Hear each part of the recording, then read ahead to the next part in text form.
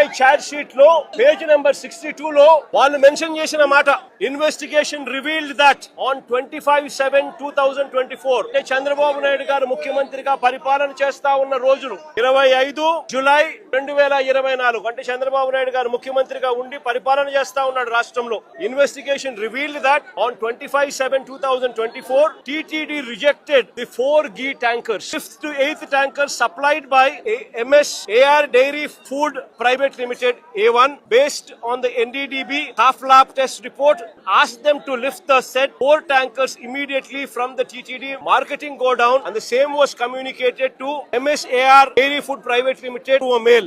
అదే page number 64 అని కొనసాగిస్తూ the adulterated ghee in rejected 4 tankers of MS AR Dairy Food Private Limited were resupplied to the TTD in the supply orders of MS Sri Vaishnavi Dairy Specialities Private Limited, and TTD accepted the same. TTD నే చంద్రబాబు నాయుడు గారు ముఖ్యమంత్రిగా ఉండగా ఇది CBI charge sheet లో mention చేసింది. చంద్రబాబు నాయుడు గారు ముఖ్యమంత్రిగా ఉండగా 27/7/2024 అంటే చంద్రబాబు నాయుడు ముఖ్యమంత్రిగా ఉండగా జులైలో టిటిడి వాళ్ళు 4 ట్యాంకర్లు ఏదైతే ఉన్నాయో ఆ ట్యాంకర్లను రిజెక్ట్ చేసినారు. ఆ రిజెక్ట్ చేసిన ఆ ట్యాంకర్లు మళ్ళీ అవే ట్యాంకర్లు దిగి మళ్ళా వెనక్కి వెళ్లిపోయి మళ్ళీ టీటీడీలోకి ప్రవేశించాయి. దొడ్డిదారన మళ్ళీ టీటీడీలోకి వేరే వాళ్ళ పేరుతో మళ్ళీ ప్రవేశించాయి. దాన్ని టీటీడీ యాక్సెప్ట్ చేసింది. అవే ట్యాంకర్లు లడ్డూ తయారీకి కూడా వాడారు అని చెప్పి ఏకంగా సిబిఐ చంద్రబాబు నాయుడు గారి ప్రభుత్వం మీద వాళ్ళు చేసిన తప్పుల మీద అన్యాయం మీద ఏకంగా సిబిఐ ఛార్జ్ షీట్ లో వేసింది. నేను అడుగుతా ఉన్నా,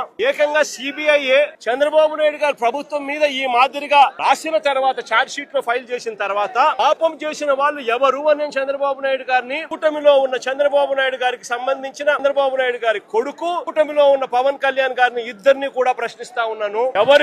ఎవరు పాపం చేసిన వాళ్ళు అని చెప్పి నేను ఈ సందర్భంగా అందరినీ కూడా ప్రశ్నిస్తా ఉన్నా.